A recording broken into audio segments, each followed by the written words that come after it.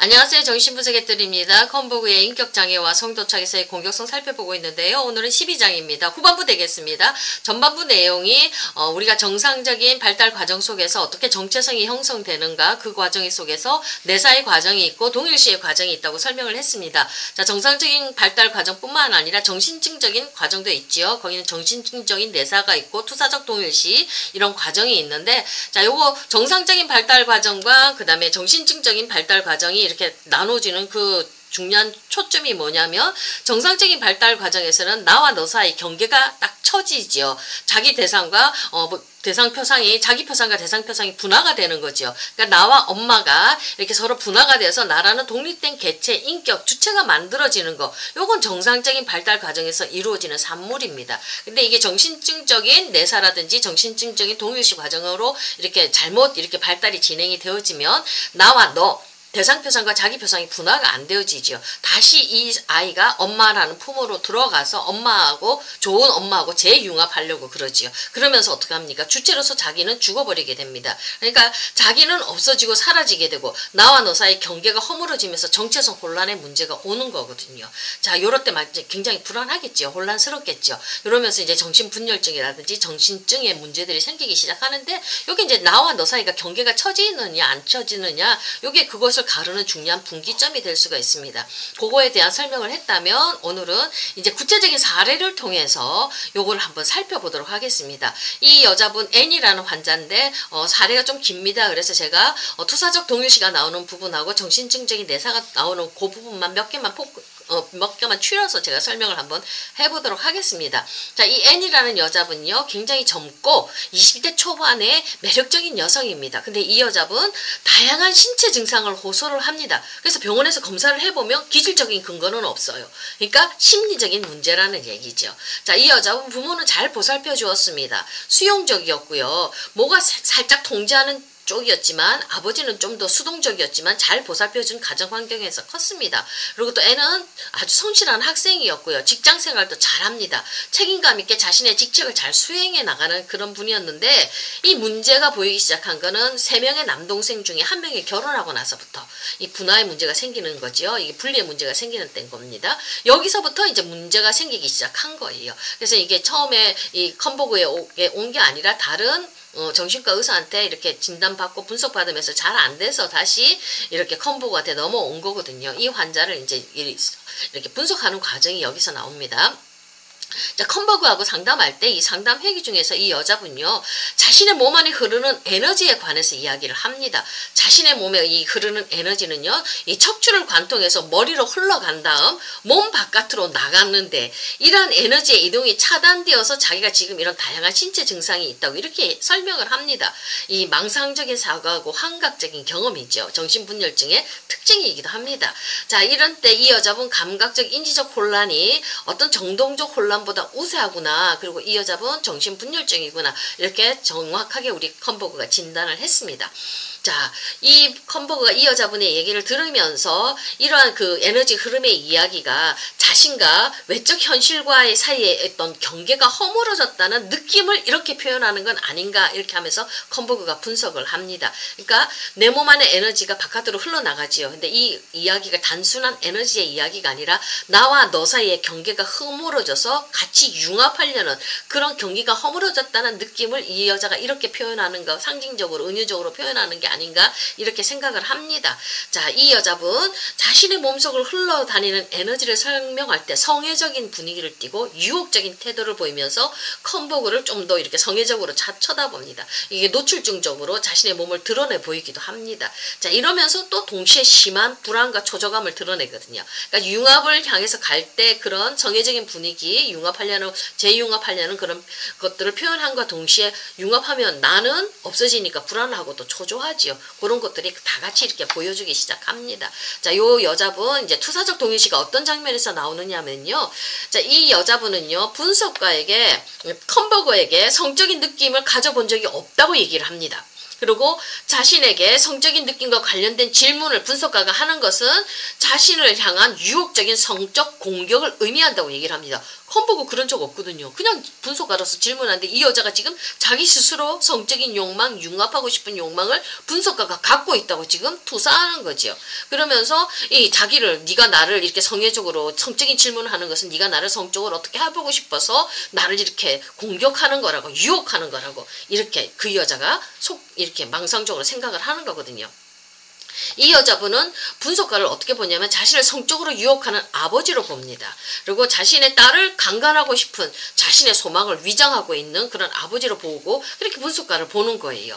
자, 이런 거를 이제 분석가가 이런 생각을 자꾸 분석해야 되죠. 이렇게 제대로 환상이 뭐고 망상이 뭐고 진짜 현실이 뭔지를 이렇게 분석해 줘야 되지 않습니까? 이렇게 분석가가 그래서 성에 대한 얘기를 나누려고 할 때마다 이 여자분은 불안해하고 굉장히 공포가 심한 공포 반응을 보이기 시작합니다. 이 여자가 분석가가 컴버그가 섹스에 관한 이야기를 꺼내 자신을 화나게 만든 다음에 자신을 간호사들에게 넘겨주려 한다고 이 여자분은 생각을 합니다. 그러니까 자신의 것을 이렇게 투사해 놓고서는 그 사람들이 나를 박해할 거라고, 나를 공격할 거라고 생각을 합니다. 자, 이렇게 이 사례가 이제 투사적 동일시가 활성화된 사례를 이렇게 컴버그가 분석을 해놓고 있거든요. 그러니까 이런 상태에서는 불안과 이 혼란스러운 것들이 너무 많이 올라온다고 이런 동일시가 활성화된 상태에서 이렇게 해석학적인 접근을 할 때 이 내담자가 굉장히 불안해할 수도 있다고 이렇게 분석가가 설명을 해주고 있습니다. 그러니까 자신이 가지고 있는 성적인 욕망, 융합하고 싶은 것을 분석가에게 던져놓고 분석가가 그런 걸 욕망을 가지고 나를 강간하려고 한다. 그래서 나에게 혼내기 위해서 나를 간호사에게 넘겨주려고 한다. 이렇게 박해적인 걸로 해석을 하지요. 여기 이제 투사적 동일시가 드러난 사례고요. 정신증적인 내사가 어떤 식으로 이제 또 이루어지는지 한번 살펴보면요. 자, 이게 이제 분석가가 이 여자분하고 얘기를 하면서 네 몸속에 흐르는 에너지 이동에 관한 그것이 너의 상상일 수 있지 않겠느냐 직면을 딱 시켰거든요. 그랬더니 이 여자가 엄청나게 불안해하고 혼란해하고 아주 경로를 막 보이기 시작을 합니다. 자, 이게 왜 그러냐면 이 여자분은요. 분석가가 자신의 견해하고 다르다는 것을 이 지적을 견딜 수가 없는 거예요. 나와 너 사이에 생각이 틀리다는 걸 이 여자는 견딜 수가 없는 거예요. 같은 생각을 갖고 있어야 되는 겁니다. 생각이 하나여야 되는 거예요. 그러니까 서로 간의 견해가 틀리다는 이 지적을 견딜 수가 없는 거예요. 우리는 일반 사람들과 대화를 나눌 때 견해가 틀릴 수 있지 않습니까? 다를 수 있지 않습니까? 근데 이 여자분은 그걸 견딜 수가 없어요. 그러니까 이 분석가를 신뢰하고 좋아하거든요. 그러니까 이런 좋은 이미지들, 이런 것들, 이런 좋은 이미지들 이런 것들을 가지고 있는 분석가하고 재융합하는데 대한 어떤 위협도 이거를 견딜 수가 없는 거예요. 좋아하는 분석가하고 완전히 하나가 되기를 원하기 때문에 이 재융합을 방해하는 거, 서로 다른 견해라는 것은 재융합을 방해하고 깨트릴 수 있다고 생각을 하기 때문에 못 받아들이는 겁니다. 그러니까 이 여자의 불안이 너무나 심하니까 이제 분석가가 조금 뒤로 물러나요.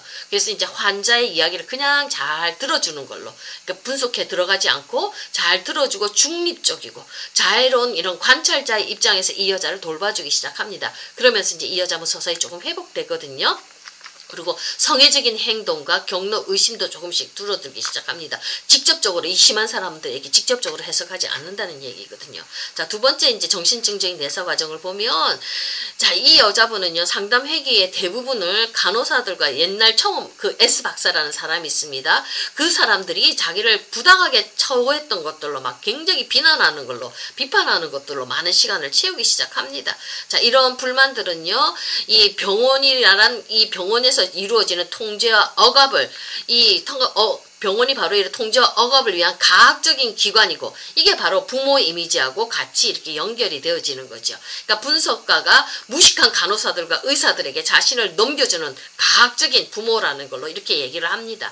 자, 분석가는 이 여자가 지금 아버지 어머니 이미지로 결합된 가학적 이미지에 대한 공포와 분노를 지금 현실에 가까운 용어로 이렇게 표현하고 있다. 그래서 지금 그 병원 간호사들과 병원 의사가 너를 너를 그 사람들이 그 부모 이미지하고 같게 보면서 너를 그렇게 가학적으로 박해하고 있다 이렇게 표현하고 있다고 이렇게 말을 해줍니다. 자, 이 여자분 자기도 이제 인지하고 있듯이 부모의 현실적인 측면들을 보다 직접적으로 이 여자분이 이제 언급하고 있다고 이렇게 생각을 하고 있습니다. 자, 동시에 그녀는요 분석가를 컴버그를요 어떻게 생각을 하냐면 그 분석가조차도 이렇게 전문가적인 훈련을 받은 게 분석가의 노력에 의해서 이렇게 된 게 아니라 부모의 이데올로기에서 잘난 아들을 가지고 싶은 그 이데올로기에서 이렇게 희생되고 헌신된 무고한 희생자로 컴버그를 보기 시작합니다. 이렇게 하면서 자기도 지금 희생당했잖아요. 자기도 무서운 부모들한테서 자기도 이렇게 병원에 지금 처박혀 있잖아요. 가학적인 부모 그 간호사들한테 지금 고통당하고 있잖아요. 그런 것처럼 컴버그 너도 그런 부모한테 고통당한 희생자라고 이렇게 같은 너랑 나랑 같다고 이렇게 분석과의 관계를 이렇게 표현하면서 너랑 나랑 비슷하다고 그 관계를 보존하려고 이렇게 애를 쓰고 있습니다.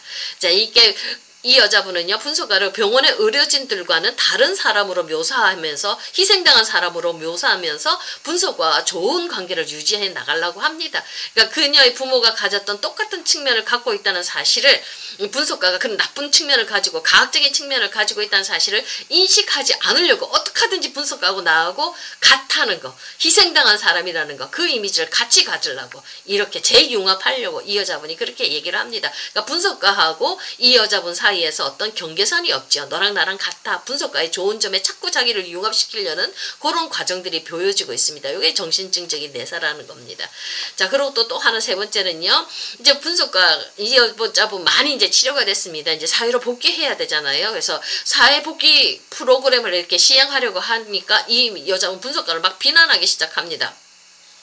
복귀 프로그램 조초에 이렇게 동조하지만은 분석가가 너를 위해서 나는 장기 계획은 갖고 있지 않다. 너가 복귀 프로그램을 이렇게 하는 거 그건 좋지만 나는 너를 위해서 어떤 장기 프로그램을 갖고 있지 않다. 이렇게 얘기를 하니까 이 여자분이요 막 분석가를 정직하지 못하다고 화를 내면서 비난하거든요. 그러니까 자신의 생각하고 분석가의 생각이 같이 구별하지를 못하는 거예요. 그래서 이런 것들 나와 너 생각, 나와 너의 의견 이런 것들이 다르다는 것을 구별하지 못하고 그냥 어떻게든지 하나가 되어서 똑같이 굴러가려고 하는 것들, 재융합하려고 하는 것들 이런 것들이 전부 다 정신증적인 내사 과정입니다. 구별이 안 되어지고 혼란스럽거든요. 그러니까 나와 너 사이에 생각이 틀리고 어떤 견해가 틀리다는 것들이 나올 때 이게 이제 재융합을 방해하는 것이기 때문에 그걸 견디지 못하고 불안해하고 혼란스러워 하거든요. 근데 이게 이제 좀 분석가가 서서히 그 정도에 맞춰서 분석해주면서 서로 다르다는 거 이렇게 구별해낼 수 있는 것들이 이제 점점 치료되어져 가는 과정의 하나겠지요. 자, 오늘은 여기까지 하겠습니다. 감사합니다.